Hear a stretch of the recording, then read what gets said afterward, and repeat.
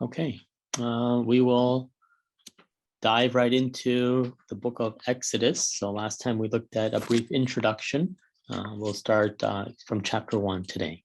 خب امروز مستقیم وارد کتاب خروج میشیم. جلسه پیش یک مقدمه‌ای بر کتاب خروج داشتیم، اما امروز از فصل اول شروع میکنیم. So the beginning of this book begins by talking about the generations that went into Egypt, basically the 12 tribes of Israel, and then we are given a situation. So Moses, as the author, introduces the problem to this book. اینجا ما کتاب رو با این شروع میکنیم که نسلی وارد مصر میشه از همون 12 قبیله اسرائیل و اینجا نویسنده کتاب یعنی موسی راجع به مشکلی صحبت میکنه. The problem essentially starts in verse 6 when it says that Joseph and all his brothers and all that generation died, but the Israelites were fruitful and multiplied greatly. که این مشکل در آیه 6 در خروج باب 1 آیه 6 بهش اشاره شده که یوسف و جمله برادرانش همه آنان که از نسل بودن مردن، اما بنی اسرائیل بارور و کثیر شده، شمارشان زیاد شد چنانکه سرزمین و از آنها پر شد. Well, here's the continuation of the problem. We find that the land was filled with them. That's what it says in Exodus 1:7. به اینجا در ادامه می‌بینیم که در آیه 7 میگه که سراسر مصر را پر کردن، که این مشکلی بود که به وجود اومده بود. And we know for Egypt, that was a very powerful country, for them to have a group of foreigners come in and they begin to overpopulate. That was the problem because they were becoming more and more numerous than the Egyptians themselves. خب همونطور که می‌دونید کشور مصر کشور قدرتمندی بود، ولی با وجود اینکه این اسرائیلی ها وارد سرزمینشون شده بودن و تعدادشون داشت روز به روز بیشتر میشد و این باعث میشد که تعداد اسرائیلی ها از تعداد مصری ها بیشتر بشه. So in many ways you can say there was insecurity on the part of the Pharaoh of Egypt, the king of Egypt. At the same time there was maybe a little bit of fear because they were becoming less in terms of numbers and the Israelites were becoming more. و ما میتونیم این مشکل رو این شکلی بگیم که فرعون پادشاه مصر احساس ناامنی میکرد به خاطر اینکه تعداد اسرائیلی ها داره زیاد میشه، یا حتی احساس ترس میکرد که تعداد اسرائیلی ها بیشتر از خود مصری ها بشه. Just as there is an increase in number, we're told that in verse 8, a new king who did not know about Joseph came to power in Egypt. و ما در آیه 8 می‌بینیم که یک پادشاه جدیدی در مصر سر قدرت میاد که چیزی درباره یوسف نمیدونسته. Now there are a lot of historical accounts found in ancient Egypt in terms of the way they lived, the culture, the language, and whatnot. But one amazing thing about the history of ancient Egypt is what has been found is a list of kings that reigned during the history of Egypt.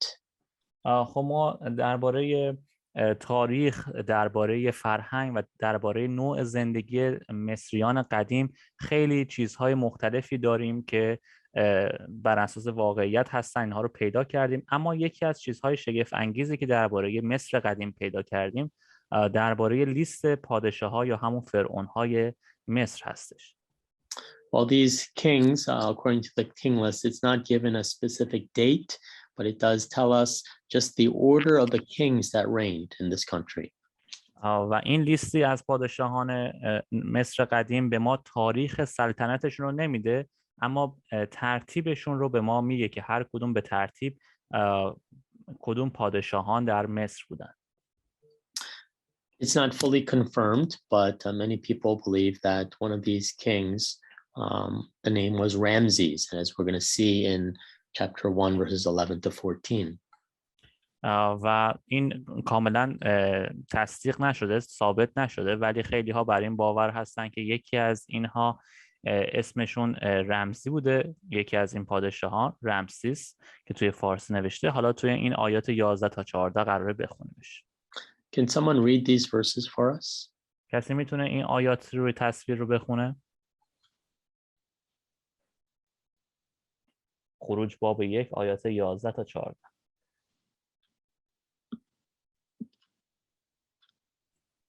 من میخونم برادر. بفهم. بنابراین مصری ها کارفرمایانی بر اسرائیلی ها تعیین کردند تا با کارهای شاقه آنها را ناتوان و ضعیف سازند. آنها شهرهای فیتوم و رمیسیس را جهت مرکز تدارکات برای فرعون ساختند.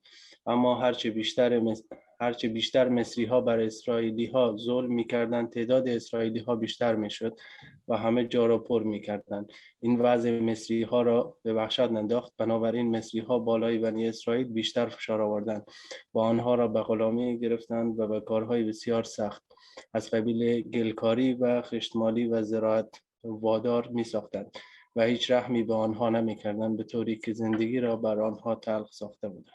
متشکرم. So we're told that as the people increased, there was this concern with the growing numbers. So as it says in verse 11, slave masters were put over them to oppress them with forced labor. پس میبینید با این شرایطی که بود یک نگرانی به وجود اومده بود در مصر به خاطر اینکه تعداد اسرائیلی ها داشت زیاد میشد. برای همین اون کسانی که در مصر در قدرت بودن می اومدن فشار رو و کار رو و ظلم رو بیشتر میکردن. They decided to use these Israelites as slaves to build store cities, and the names are given here, Pithom and Ramses in verse 11. و از اونها و اسرائیلی ها رو به غلامی یا بردگی گرفتن و از اونها استفاده میکردن تا شهرهایی رو بسازن مثل فیتوم و رمسیس که اینجا اسمشون اومده. According to the ancient Egyptian king list, there is no such king in the history of Egypt named Pithom. بر اساس لیست پادشاهان مصر قدیم هیچ پادشاهی به اسم فیتوم در این لیست وجود نداره. But there is a king or many kings whose name was Ramses. اما یک پادشاه یا پادشاهان زیادی در این لیست وجود داره که اسمشون رمسیس هستش. Now it was very common for kings to build certain cities or structures and name them after themselves. و این خیلی رایج بود که پادشاه‌ها بیان یک شهر یا یک جایی رو بسازن و اسم خودشون رو بر اون قسمت بذارن. But the problem with this is in the ancient king list for Egypt, there are periodically in all the lists, there are 12 people altogether throughout ancient Egypt who had the name Ramses. و جالبه که در تمام این لیست پادشاهان و در این دوره‌های مختلف 12 تا پادشاه بوده که اسمشون در مصر باستان اسمشون رمسیس بوده. But when you look at the king list, we are the ones who put the number after the name. So there was Ramses the first, Ramses the second, Ramses the third, all the way up to Ramses maybe the 12th. They're not the ones. When a baby was born, they didn't say, well, there were 6 Ramses in the history of Egypt before you, so you will be Ramses the 7th. But rather, we are the ones who gave them the number just for us to know which king was which king. But they were just called King Ramses. So that's the problem. We don't know which Ramses, if this is true, and he built a city after the name after himself, we don't know which Ramses was king over Egypt during this time. اما ما هستیم که برای این پادشاهان شماره گذاری میکنیم چون در زمان خودشون این شماره ها وجود نداشته. مثلا چون 12 تا پادشاه به اسم رمسیس وجود داشته، ما اینها رو میگیم رمسیس اول، رمسیس دوم تا رمسیس 12. ولی زمانی که مثلا یک رمسیس به دنیا می اومده، یک فرزندی به دنیا می اومده که اسمش رمسیس بوده، نمی گفتن که 6 تا قبل از تو رمسیس وجود داشته پس تو رمسیس 7 هستی. این شماره گذاری ها چیزی هستش که ما انجام میدیم برای اینکه ترتیب اونها رو بفهمیم، اما باز نمیدونیم که کدوم یکی از این 12 تا اگر که درست باشه کدوم یکی از 12 تا در اون زمان پادشاه مصر بوده. Well, you know, they were put to forced labor. But here's the interesting part, verse 12. The more they were oppressed, the more they multiplied and spread. اینجا آیه 12 آیه جالبش هستش که میگه هر چقدر که بیشتر مصری‌ها به اسرائیلی‌ها ظلم می‌کردن، تعداد اسرائیلی‌ها بیشتر می‌شد. I don't think that this generation that came, the brothers of Joseph knew that their descendants after them would become slaves now to Egypt. و فکر نمی کنم که برادران یوسف فکر این رو میکردن که نسل خودشون در مصر بخوان برده بشن. So we're told as we continue to read on that Pharaoh has this idea that he wants the children, especially the boys, to be killed. و در ادامه میخونیم که این پادشاه مصر میخواد که بچه ها، مخصوصا پسر بچه ها، همشون کشته بشن. If you look at the next slide, this is what it says. The midwives, however, feared God and did not do what the king of Egypt had told them to do. They let the boys live. And the king of Egypt summoned the midwives and asked them, "Why have you done this? Why have you let the boys live?" The midwives answered Pharaoh, "Hebrew women are not like Egyptian women. They are vigorous and give birth before the midwives arrive." خب در اینجا در آیه 17 تا 19 باب 1 میخونیم که قابله ها از خدا ترسیدن و از امر پادشاه اطاعت نکردن و نوزادان پسر را نکشتند. پادشاه مصر قابله ها را احضار کرد و به آنها گفت چرا این کارو کردید و پسرها را نکشتید؟ قابله ها به فرعون گفتند زنان عبرانی موقع زاییدن مانند زنهای مصری ضعیف نیستند. آنها به راحتی میزایند و پیش از آن که ما برسیم نوزادشان به دنیا میآید. It's interesting that the Bible gives the names of these midwives, Hebrew midwives. In verse 15, it says that their names were Shiphrah and Puah. جالبه که در آیه 15 کلام خدا نام عبری این قابله ها هم میگه که در آیه 15 اسمشون هست شفره و فواه. Well, they were told to help in the birth process of these Israelite women giving birth. And of course, the order was, if it's a boy, kill it. But they feared God more than they feared the king. و اونها قرار بود که تو این پروسه در این کار کمک کنن به فرعون و زنان عبرانی که بچه به دنیا میارن. اگر پسر بود اون بچه رو بکشن. ولی اینجا این قابله ها از خداوند بیشتر از فرعون ترسیدن. Their reasoning for not killing the boys were, verse 19, Hebrew women are not like Egyptian women. They are vigorous, give birth before the midwives arrive. So there must have been some sort of regulation that once the child is born and the midwives arrive afterwards, they cannot kill the children because the child is already born. و دلیلی که آوردن برای اینکه چرا بچه‌ها رو نکشتن در آیه 19 هستش. میگه که زنان عبری در موقع زاییدن ضعیف نیستن و به راحتی میزاین و قبل از اینکه ما برسیم نوزادشون به دنیا اومده و چون که نوزاد به دنیا اومده اونها دیگه نمیتونن بچه رو بکشن چون اون بچه به دنیا اومده. In any case, they lied to the king about the way in which the children were born. به هر حال اونها به پادشاه دروغ گفتن درباره نکشتن بچه‌ها. Now we're always told, even in the Bible, we're told never to lie. ما همیشه به ما گفته شده حتی در کتاب مقدس که هیچ وقت دروغ نگید. I want to ask you, what do you think about this? Are we ever justified in lying? سوال حالا اینجا اینه که آیا تا به حال در دروغگویی توجیه شدیم؟ The Bible gives us examples of people who lied and yet they were blessed by God. کتاب مقدس ما یک مثال هایی میزنه، یک نمونه هایی به ما میده از افرادی که دروغ گفتن اما با این وجود برکت یافتن. Even in the 10 Commandments, I believe 9th one, we're not to bear false witness. Basically, we are not to lie. حتی در 10 فرمان موسی ما در قانون شماره 9 میبینیم که نباید شهادت دروغ بدهیم که یعنی منظور همون اینه که دروغ نباید بگیم. So in Genesis 18, we're told that when the 3 visitors visited Abraham and Sarah in their old age, God told them, next year this time you will have a child. And we know that when we go back to Genesis 18, we're told that Sarah was listening to all this behind the tent and she laughed. And when she was asked by God, why did Sarah laugh? She said she didn't laugh. And God said, yes, you did laugh. So she did lie to God.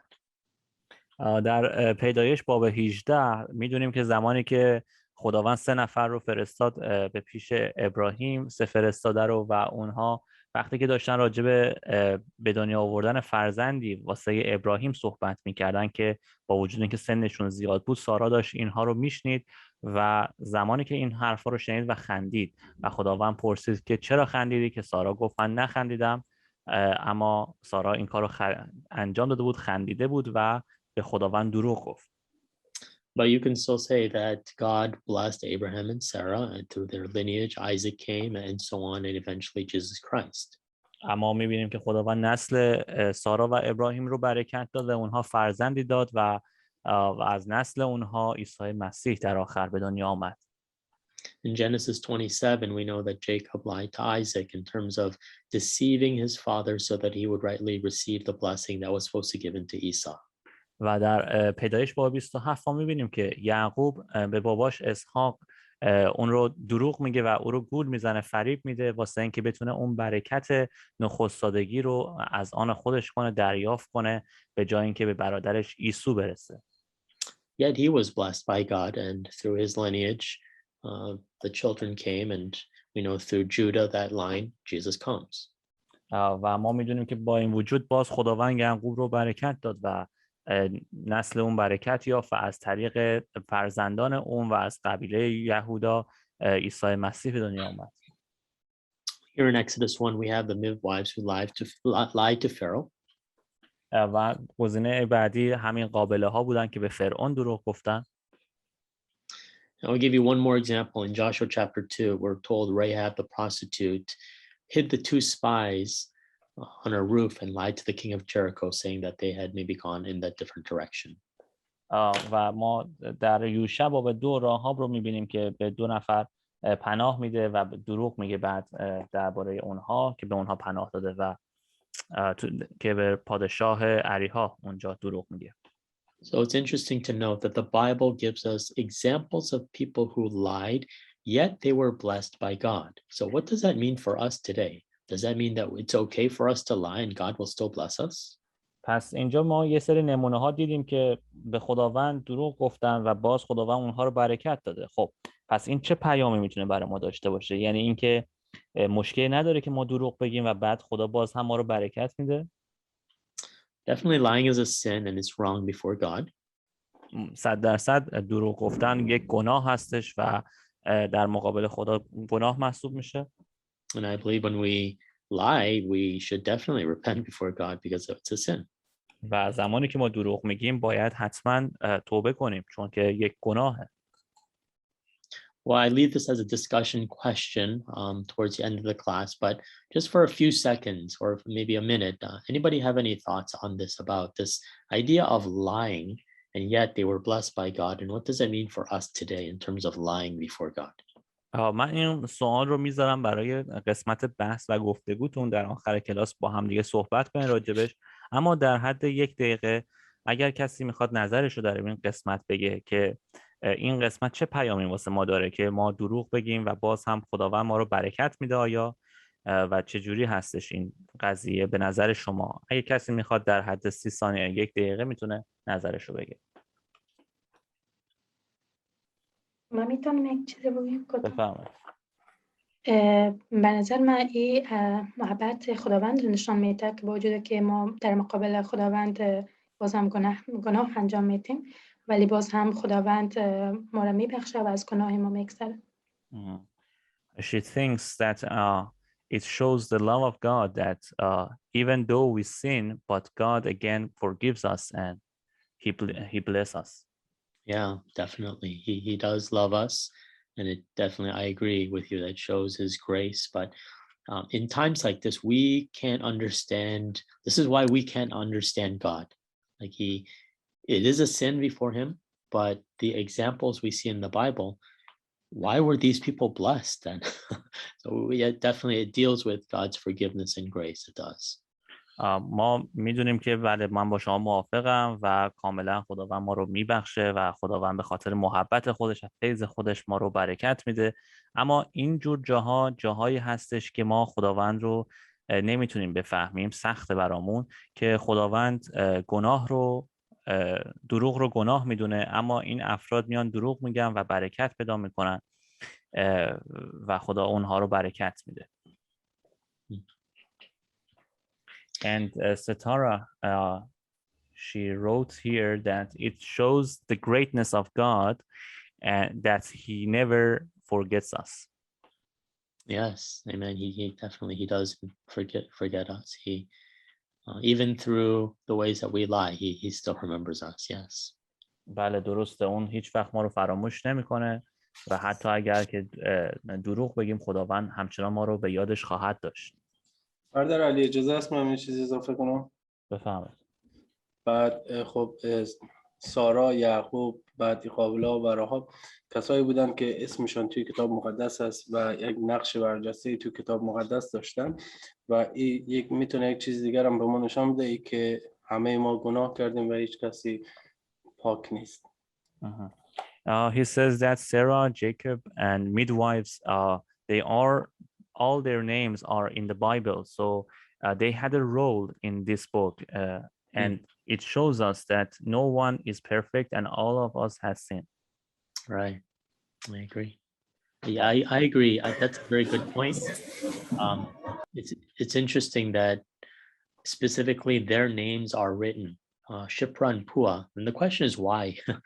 Why were their names important? Why was it important to list their names? But that's true. To list their names, it gives an idea that it was all part of God's plan and God wanted people to know what had happened. بله درسته، من با شما موافقم، مخصوصا اون قسمتی که گفتید اسمهاشون در کتاب مقدس ثبت شده، مخصوصا همین قابله ها که اونها رو اسمهای کوچیکشون رو حتی در آیه 15 نوشته شده، شفره و فوعه، که شاید آدم ندونه که واسه چی خداوند اسمهای اینها رو در کتاب آورده به شخص، ولی درسته همین شکلی خداوند اسمهای اینها رو در کتاب آورده، اینها نقشهایی در نقشه خداوند داشتن. Okay, well, let's move on from there. One person raised his hand. I don't know. Okay. آیا محمد رضا سوال دارید؟ نه برادر علی، ما می‌خواستیم یک مطلب رو اضافه کنیم، این که یه محبت فیض خدا رو نشون بده که حتی زمانی که ما گناه هم میکنیم نقشه و وفای به عهد خودش داره و تغییر توی نقشه نجات برای ماها به وجود نمیاد. این وفای به عهد خداوند نشون بده، محبتش نشون بده. تشکر. خواهش می‌کنم. He says that it shows grace and love of God, and it shows us that he is faithful in every situation, and that his salvation plan doesn't change. Right. I agree. It does not change salvation plan. بله من موافقم.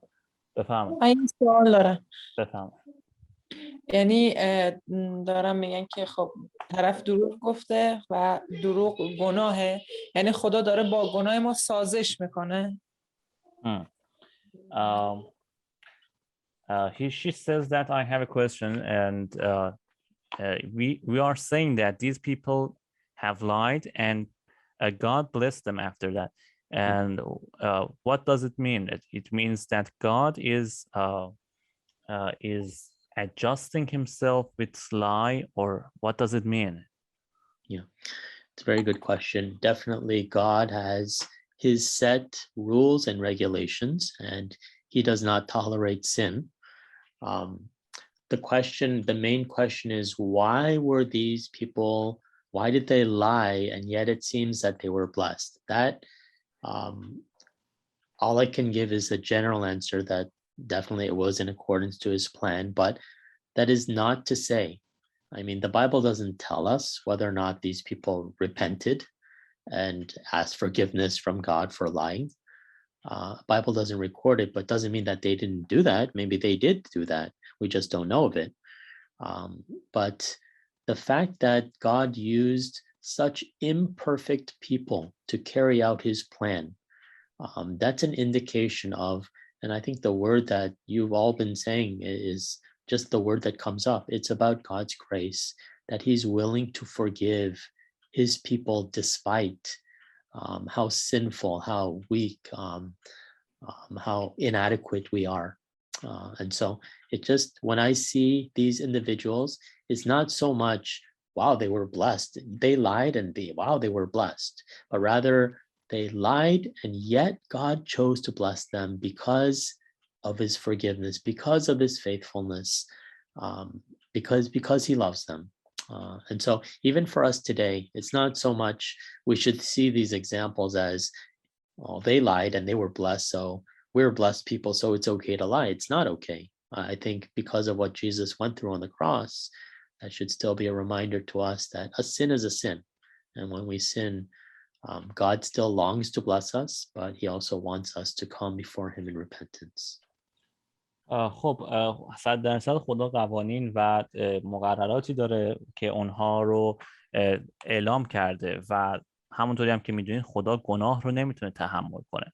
ولی اینجا من براتون یک جواب کلی دارم. من جواب خیلی خاصی بهتون نمیتونم بدم. یک جواب کلی دارم، اونم اینه که اینجا بر طبق نقشه خدا چون بوده، میخواسته خدا نقشش رو عملی کنه، این اتفاق میفته. اما اینجا ما چیزی راجع به این نمیدونیم که این افرادی که دروغ گفتن به خدا آیا بعدش توبه کردن یا نه. کتاب مقدس همچین چیزی رو ثبت نکرده. شاید کرده باشن و کتاب مقدس اینو به ما نگفته باشه که اونها توبه کردن در نزد خدا.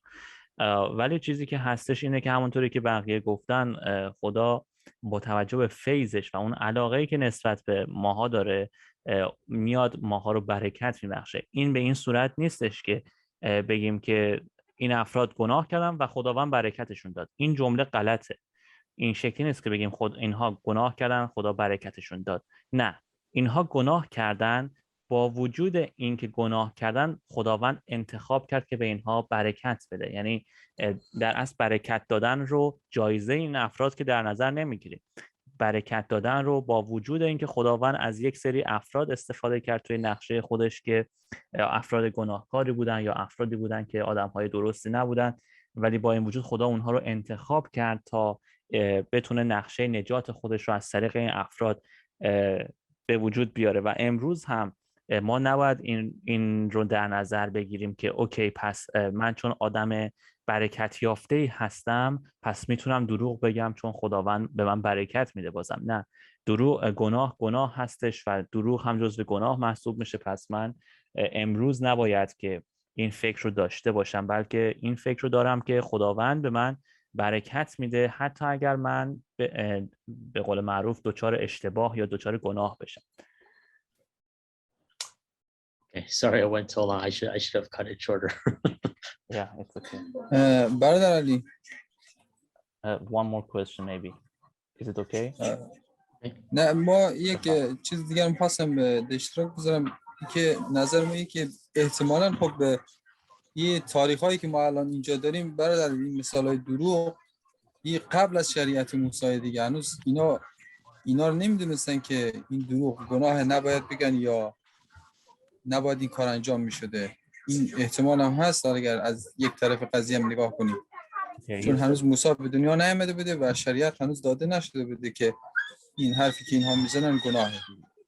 He says, in my opinion, it was before the law of Moses because Moses haven't been born yet and they didn't know that lying is a sin. He says this way. That's a good point. Definitely it was before the law of Moses, but from the perspective of sin, a sin is a sin. So lying is a sin. So I'm not sure if I'm misinterpreting his answer in saying it was okay to lie because they had not received the law yet. I think that's besides the point. Sorry, he says that they didn't know that there is a sin and the right action. What is the right action? What is the wrong action? So they didn't know lying is a sin. Yeah, I'm thinking about even before the giving of the law. I think people before that knew what a sin on a sin. So, for example, Cain killing his brother. I think it's our own human conscience in knowing what I've done is wrong. It's a human intuition of knowing between right and wrong. I don't think God had to specifically lay it down and say, okay, created beings, this is a sin and this is not a sin, and lay it out for them. So I think in my understanding, even before the law was given, they had a conscious understanding of what is sin and what is not. That's the way I understand it. خب میگن که از طریق اون چیزی که من درک من هستش، اون چیزی که من میدونم اینه که حتی با وجود حتی قبل از اینکه قانون 10 فرمان موسی بیاد، باز هم مردم میدونستن که گناه چی هستش و چی درسته چی غلطه. شما حتی اگه قبل موسی برگردید اصلا به قائن برگردید که برادرش رو کشت، شما نمیبینید که خدا به قائن گفته باشه که چی درسته چی غلطه، بلکه وقتی که قائن برادرش رو کشت خودش فهمید که کاری که کرده اشتباه بوده. پس آدم‌ها یک وجدان هوشیار داشتن، یک وجدان بیدار داشتن و این آگاهی رو داشتن که چه کاری غلط هست و اشتباه هست و چه کاری درسته. پس نمیتونیم بگیم که اونا چون نمیدونستن دروغ گفتن گناهه پس این کار رو انجام میدادن. این درک و نظر من است. And so if I were to go one step further, the last chapter of Genesis, where after Jacob dies, the brothers, we looked at this last time, the brothers are afraid that Joseph is going to hold a grudge and treat them badly. And if you look at Genesis chapter 50, verse 17, it seems that they say that this is what their father told them to say. I ask you to forgive your brothers the sins and the wrongs they committed in treating you so badly. So they, I believe, did understand and have this concept of something that was sinful and they wanted to be forgiven. So I believe they did understand the concept of it. خب حتی اگر ما برگردیم دوباره به پیدایش باب 50، جایی که برادران یوسف ترسیده بودن از اینکه یوسف حالا که پدرشون مرده اونها رو نبخشه و بخواد که تلافی کنه کارهایی که کردن رو، در آیه 17 باب 5 پیدایش آیه 17 میگه از تو تمنا دارم بدیهای برادرانت و گناهانشان را ببخشی. پس ما میدونیم که اینجا داره راجع به بدیها و گناهها، اونها یک درکی از گناه و بدی داشتن و میدونستن که چه کاری گناه و بدی هستش. پس این چیزیه که حالا من درک من و آموزه من هستش. Anyway, those are all very good questions. Thank you. Let's go on, and we're gonna, as we looked at this idea, let me go one slide back, where the midwives feared God, and so they lied. They were told that they were to kill all the boys. And this is what we find in Exodus 1:22. Pharaoh gave the order, every boy that is born you must throw into the Nile, but let every girl live. اما خیلی سوالای خوبی بود، ممنونم از شما. اما برگردیم به جایی که راجع به قابله ها صحبت شد که اونها قرار بود که بچه ها رو بکشن و پسرها رو از بین ببرن. در آیه خروج باب 1 آیه 22 این رو میبینیم که هر پسر عبرانی رو که به دنیا می آید به دریای نیل بیاندازن ولی دخترها رو زنده نگه دارن. It's interesting that this is very similar to the New Testament when Herod found out that Jesus was born. It says Herod realized that he had been outwitted by the Magi. He was furious and he gave orders to kill all the boys in Bethlehem and its vicinity who were 2 years old and under. و خیلی جالبه که بدونیم این شبیه همون متنی هستش که در متی باب 2 آیه 16 میبینیم که وقتی هیرودیس متوجه شد که ستاره شناسان رو فریب دادن بسیار غضبناک شد و فرمان قتل عام پسران 2 ساله و کمتر رو در بیتلحم و تمام اطراف آن مطابق تاریخی که از ستاره شناسان جویا شده بود صادر کرد. Exception to the 2-year part, it's interesting that it's very similar to rulers from Old and New Testament, both wanting the boys to be killed. But of course, the focus was slightly different. In the Old Testament, it was more, they didn't want them to overpopulate. But in the New Testament times, it was, Herod was jealous that there was another king that was born that would possibly take his throne. خب اینجا 2 متن رو میبینیم که به جز اون قسمتی که توی متی گفته پسران 2 ساله و کمتر، غیر از اون تیکه تقریبا با هم مشابه هست. 2 فرمان ها با هم مشابه هستش، فقط اهداف 2 پادشاه از گفتن این فرمان ها فرق میکنه. توی متی باب 2 آیه 16 هیرودیس به قول معروف حسادت میکرد به اینکه قرار یک پادشاه دیگه‌ای به دنیا بیاد و احتمال این رو میداد که شاید بخواد جای اون رو بگیره، برای همین این فرمان رو داد.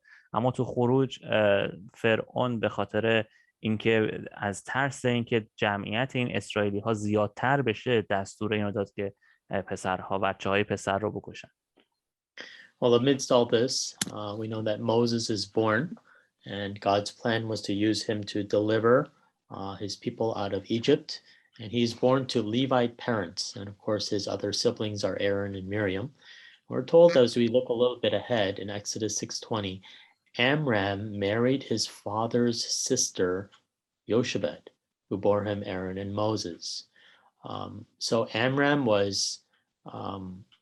the father of Moses, Aaron and Miriam. And it says that he married his father's sister, Yochebed. So who did he marry? خب ما اینجا میدونیم به هر حال موسی به دنیا میاد در یک خانواده از پدر مادری که از قوم لاوی ها بودن و همچنین هارون و مریم که خواهر برادرهای موسی بودن. اما یه خورده اگه بریم جلوتر، خروج باب 6 آیه 20 میگه امرام با عمه خود یوکابد ازدواج کرد. یوکابد هارون و موسی رو به دنیا آورد که اینجا امرام میشه بابای موسی و همون هارون. اما خواهر یعنی عمه یوکابد، عمه خودش یوکابد ازدواج کرد. What was your question? Sorry. So who did he marry in the family lineage basically? پس اینجا امرام با کی ازدواج کرد در اصل؟ سوال اینجا اینه که امرام با کی ازدواج کرده؟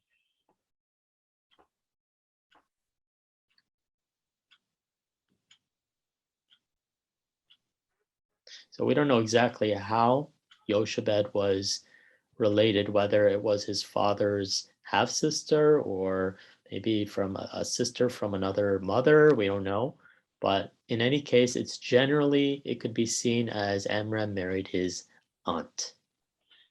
خب اینجا ما نمیدونیم که شاید این به قول معروف یک خواهر ناتنی بوده، یعنی خواهر ناتنی باباش بوده که ازدواج کرده، یا اینکه از یک مادر دیگه‌ای بوده. اما به هر حال اینجا امرام با عمه خودش ازدواج کرده. We know during this time, as they were trying to keep the baby as much as possible, they couldn't, because obviously a baby cries, and they had to go through this process where the mother puts baby Moses in a wicker, a basket, and puts him in the Nile, hoping that somehow the baby will be saved. و اینجا هدف این بود که بتونن موسی رو زنده نگه دارن و از همه مهمتر این که ساکت نگه دارن که صداش شنیده نشه. و کاری که انجام میدن خب اینه که موسی رو در یک سبد میذارن و در رودخانه نیل رها میکنن. And as this basket with Moses in it is going on the Nile River, Miriam, his older sister, is watching from the side, and Pharaoh's daughter, who comes out to bathe, happens to find this basket with the baby. و بعد ما میبینیم که در حالی که بچه رو رها کردن توی رودخانه نیل، خواهرش مریم در کنار رودخانه داره این سبد رو میبینه و زمانی که دختر فرعون برای شستشو و اینها اومده بود به کنار رود نیل، اون سبد رو میگیره. Well, we know that she knows it's one of the Hebrew babies, but she decides to adopt this baby as her own. And Miriam comes out at that moment and asks, shall I find a nurse for him? Of course, she brings the baby back to her own mother, who is able to nurse Moses. و دختر فرعون میدونست که این بچه یکی از بچه‌های عبرانی ها هستش و با این وجود میخواست که بچه رو به فرزندی خودش قبول کنه و اونجا مریم میره از دختر فرعون میپرسه که میخوای واسه یک پرستار پیدا کنم از عبرانی ها، که دختر فرعون قبول میکنه و خب طبیعتا هم مریم میره مادر خود موسی رو میاره. Well, she names him Moses, which means I drew him out of the water, which she literally does. خب دختر فرعون اسم موسی رو موسی میذاره که به معنی از آب بیرون کشیدم، من او رو از آب بیرون کشیدم هستش که در اصل هم همین کارو کرده. Ali, is there a word for irony? Are you able to translate the word irony? Yes. Okay. So it's ironical. There's irony in the fact that the name for Moses is I drew him out of the water, but later on we see the Egyptians all go into the water and that's how they die. و نکته جالب و نکته کنایه آمیزش، کنایش اینجاست که معنی کلمه موسی اینه که من او رو از آب بیرون کشیدم و ما جلوتر میبینیم که زمانی که موسی و اسرائیلی دارن از مصر فرار میکنن، کل اون مصری ها به داخل آب میرن و اونجا آب رو اونها رو در بر میگیره. Well, he's brought up in the Jewish family, again, his own family, but he's educated in the Egyptian court when he gets a little older. و ما میدونیم که موسی در اونجا در خانواده مصری که بود تحصیلات در تحصیلات عالیه پیدا میکنه در اونجا وقتی که یه خورده بزرگتر میشه. Well, this tells us that he knew his Jewish roots. و این رو متوجه میشه و میدونه که از خانواده یهودی هستش. And we're told that one day as he went to see his own people hard at work, he saw an Egyptian beating a Hebrew, one of his own people. And so he ends up looking this way and that way and killing the Egyptian and hiding him under the ground, burying him.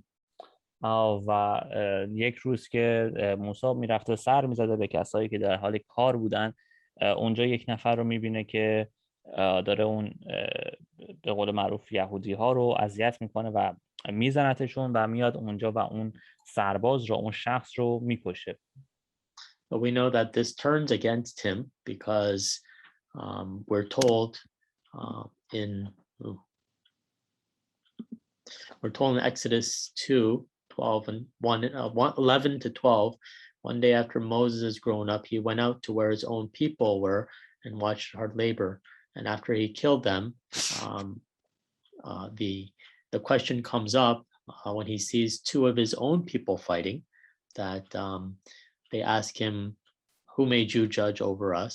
Will you try to kill one of us as you did the Egyptian you killed yesterday? So they know what he has done.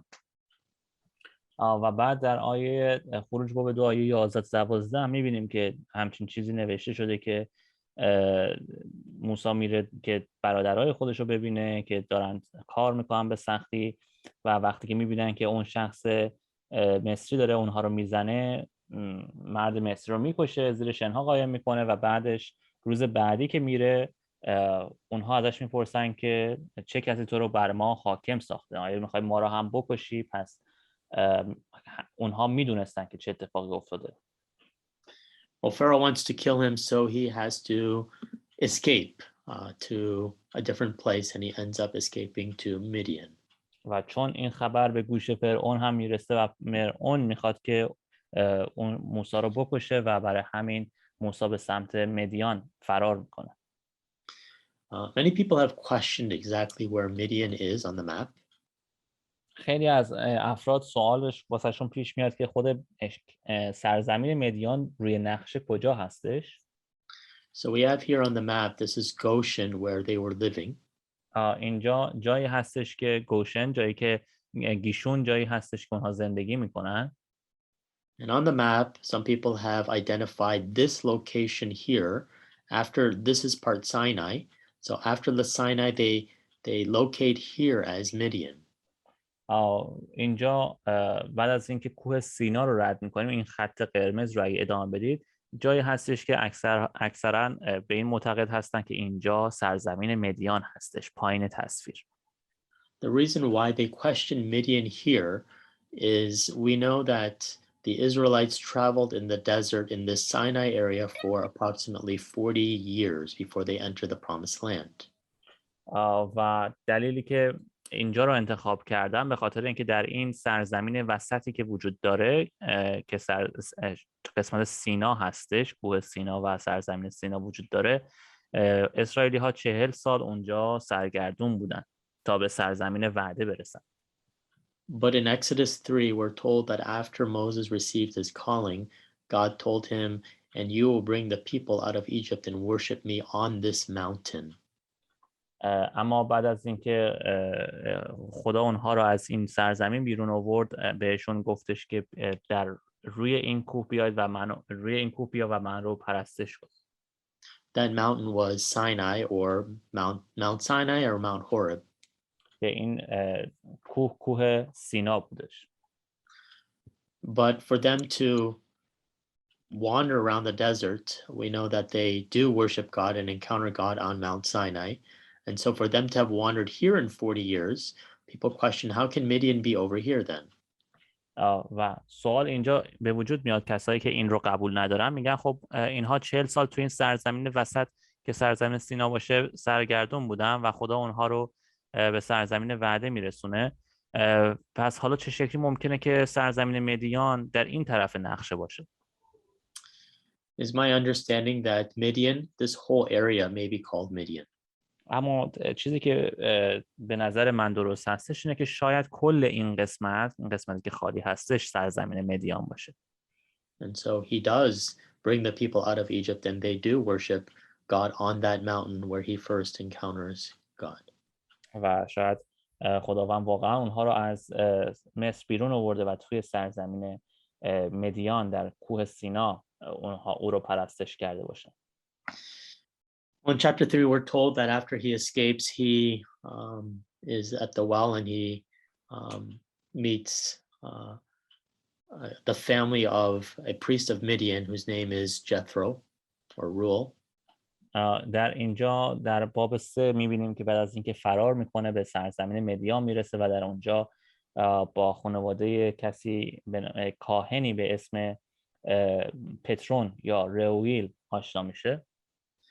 In chapter 2:18, his father-in-law's name is basically Reuel, and in 3:1, his name is Jethro. در باب 2 آیه 18 البته تو بعضی از ترجمه ها اسمش ذکر نشده نیومده، اما در باب 2 آیه 18 اسمش رو روئیل اسم پدر رو نوشته، در باب 3 آیه 1 اسمش رو پترون نوشته. These are two different names, but it's the same person. اینها دو تا اسم متفاوت هستش ولی راجع به یک شخص داره صحبت میکنه. این هم یترون هستش، ببخشید من اشتباه گفتم. یترون. Maybe like yourself, you may have different names. I know I have a Korean name, I have an English name, I have a French name, I have different names that I go by. شاید شما هم اسمای مختلفی داشته باشید که شما رو به اون اسما بشناسن. من اسم کره‌ای دارم، اسم آمریکایی دارم و اسم فرانسوی دارم که منو به این اسما میشناسن. Well, out of Jethro's 7 daughters, Moses ends up marrying Zipporah, and their first son is Gershom. و از به قول معروف 7 دختری که داشت با موسی با صفوره ازدواج میکنه و اسم اولین فرزندشون، اولین پسرشون هم جرشوم میذارن. Well, he becomes a shepherd and he tends the flock of his father-in-law. And one day in chapter 3, verse 1 and following, we're told that as he is grazing these flocks, he sees in the distance on the mountain a bush that was burning, but even after looking for a while, it doesn't seem to be burning up. و بعد میبینیم که در ادامه موسی گله و اون گوسفندهای پدرزنش رو میگردونه و از اونها مراقبت میکنه و یک روز که این کار رو داشته میکرده در یک بوته رو میبینه که در حالی که همینطوری بوده یه دفعه آتیش میگیره. Pastor, someone has a question. Okay. Sorry. خانم الهام یا آقای متین؟ سلام برادر علی. سلام. اینکه اینجا گفته کاهن مدیان، اون موقع شریعت اینا دادنش شده که بخواد کاهن انتخاب کنن برای اونجا. این کاهن چی بوده؟ یعنی کی قبولش کنه؟ خدا قبولش کنه. کاهنت میگه که نه، کاهنتش چجوری بود؟ He is asking about the priest. What does it mean to be a priest in that time before the law of Moses? Who was their God and who was the priest, and what does it mean? Priest seemed to have been someone who offered the spiritual advice for individuals, much like a spiritual leader. The word translated here as priest, we're not to take it obviously in the Catholic sense, but rather it's the title given to a spiritual leader of some sort, Whether or not he gave certain sacrifices, we don't know. But he seems to have had a relationship with God in some way. And I guess for this time period and what's explained here, we're not given too much other than that in terms of what he specifically did as a priest of Midian. So he was serving the Yahweh, the God, right?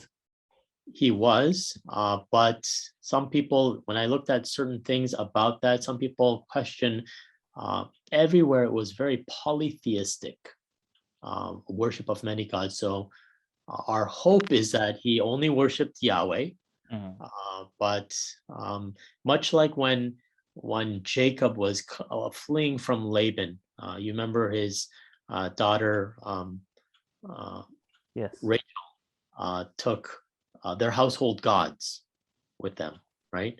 So there are a lot of polytheism at that time, but we are to believe that Jethro was a believer of Yahweh.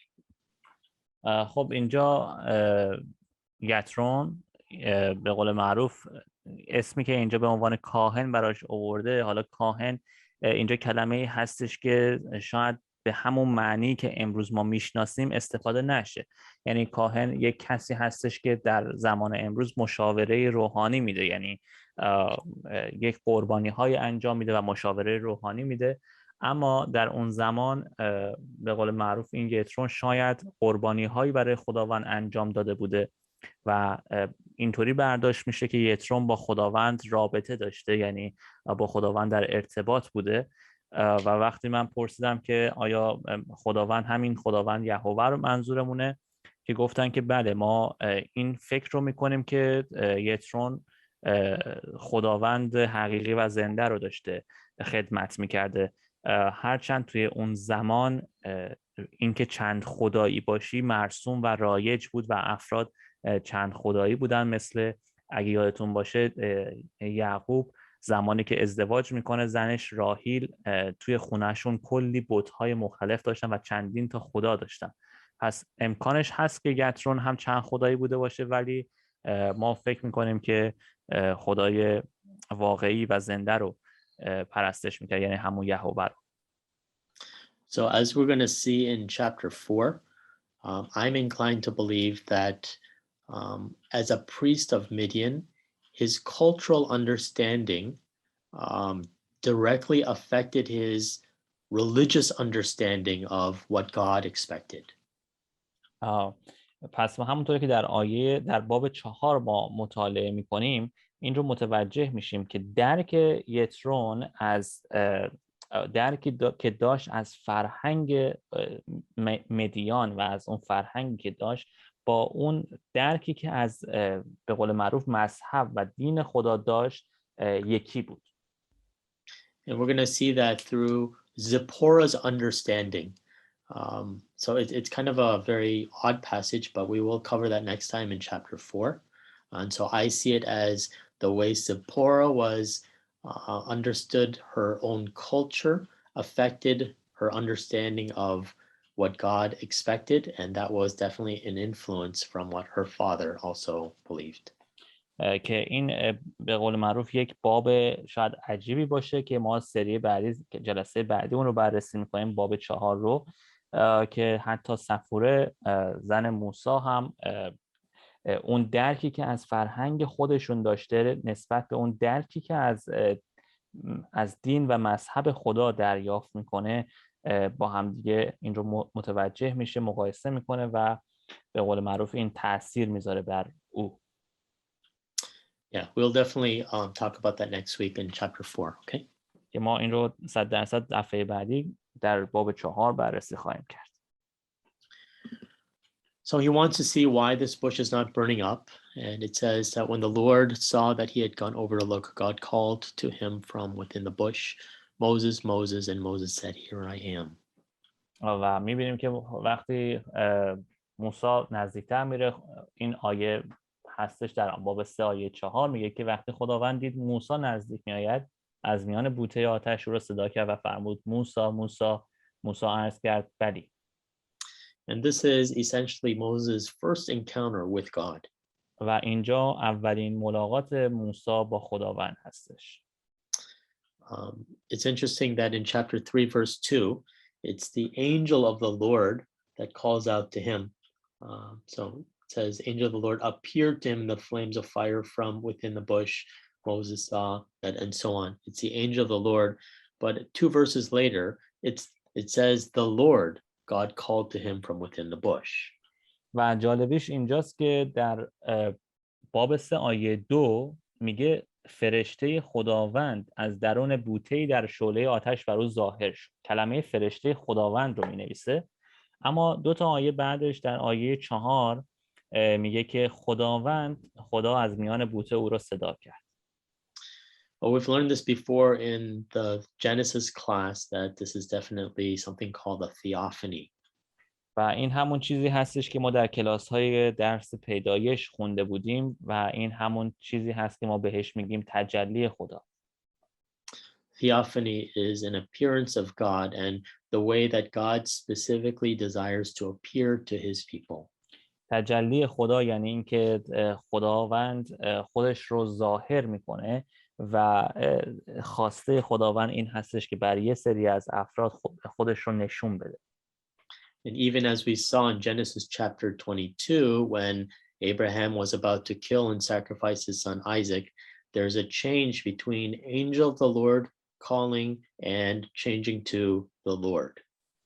و ما در قسمتی که ابراهیم هم میخواستش که فرزندش اسحاق رو قربانی کنه، اونجا هم ما همچین چیزی رو دیدیم که کلمه فرشته خداوند و خداوند بین همدیگه تغییر میکرد. That's why it's written this way and it can be used interchangeably. برای همین این شکلی نوشته شده چون میتونه جای همدیگه استفاده بشه. At this point, I want to talk a little bit about this burning bush. What do we know about this burning bush? Why was it so special? اما میخوام راجع به یه خورده این بوته آتشین صحبت کنیم که چرا این بوته آتشین خاص بود، چرا داشت میسوخت. The Hebrew word for it is sene. کلمه عبریش هست سنه. And it refers to a thorny shrub. That's what it is. که کلمه عبریش به یک درختچه خاردار اشاره میکنه. And this word is only found in the Hebrew Bible twice, here in Exodus 3:2 and following, and also Deuteronomy 33:16. و این کلمه در عبری فقط 2 بار توی کتاب مقدس تکرار شده. یکی همینجا در خروج باب 3 آیه 2 تا 4 و یکی هم در تثنیه باب 33 آیه 16. We know for any word in the Bible, if it's found too many times, then God is emphasizing something. And if it's found very little, like once or twice, then it's a very special, unique word. اگر که یک کلمه‌ای که زیاد تکرار شده باشه در کتاب مقدس، میدونیم که خداوند میخواد روی اون کلمه تاکید کنه، روی اون قسمت تاکید کنه. اما از اونجایی که فقط 1 بار یا 2 بار تکرار شده در کتاب مقدس، پس یک کلمه خاصی هستش. So what was special about this sene was not that it was a bush that would keep burning and forever burn. Sorry, can you repeat again? What was special about this sene, thorny shrub, was not that it was forever burning, because no bush burns forever. چیزی که خاص بود درباره این بوته این نبود که میتونه تا ابد بسوزه، چون هیچ بوته‌ای تا ابد نمیتونه شعله‌ور بمونه. But it was just used as the way in which God wanted to reveal himself to Moses, and it was a shrub, so it was not a big tree, but it was just basically a bush, and it was full of thorns. That's what we know from this tree. بلکه یک چیزی بود که دقیقاً همون طوری بود که خداوند خودش رو میخواست به موسی ظاهر کنه. اولا اینکه یک درختچه بود و در کنار اون خاردار بود، همونطوری که میخواست خداوند خودش رو به موسی نشون بده. Moses comes to this bush and God appears to him, and right away he is told to take off his sandals because the place where he is standing is holy ground.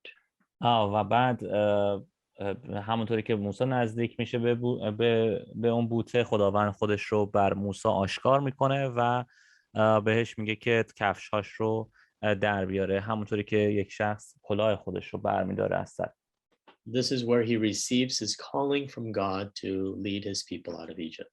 اینجا جایی هستش که موسی دعوت خودش رو دریافت میکنه که مردم و قوم خودش رو از مصر خارج کنه.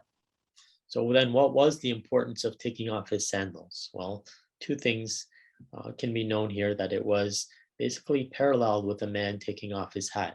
Now, I'm not sure what the cultural norm is with where you're at, but here in the United States, when males go into a room, we should probably take off our hat. That's just customary.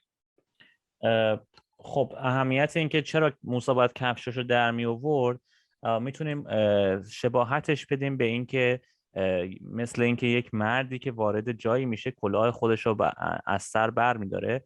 من نمیدونم توی فرهنگ و کشورهای شما چه چیزی نرمال هستش و فرهنگ شما چه شکلی هستش، اما توی آمریکا اگر مردی وارد جایی میشه، وارد مکانی میشه، این فرهنگ وجود داره که باید کلاه خودش رو از سرش برداره.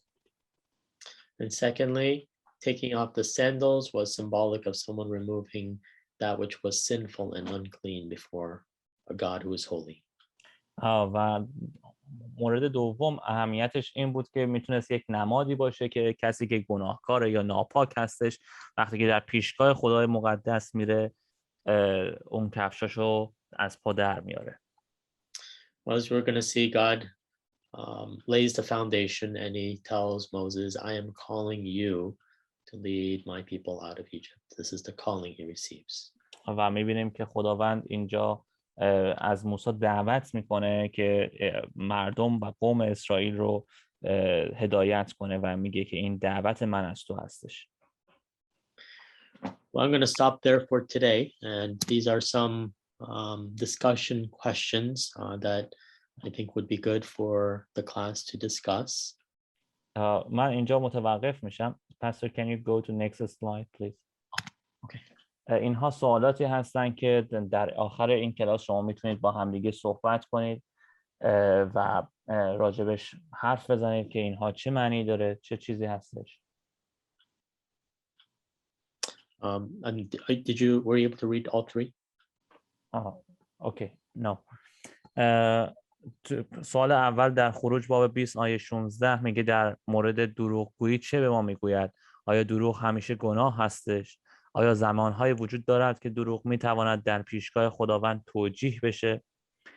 سوال بعدی اینه که موسی به چه شکل در عهد عتیق نماد یک شخصیتی که شبیه عیسی مسیح است بود؟ سوال سوم اینه که اینکه توسط خدا صدا زده میشود به چه معناست؟ یا بهتر بگیم که اینکه توسط خدا دعوت میشه به چه معناست؟ از کجا میدونید که خدا شما رو صدا کرده یا خدا شما رو دعوت کرده؟ این کلمه صدا اشتباه شاید ترجمه شده باشه، دعوت کلمه بهتریه. اینکه توسط خدا دعوت میشیم یعنی چی و از کجا میفهمیم که خدا ما رو دعوت کرده؟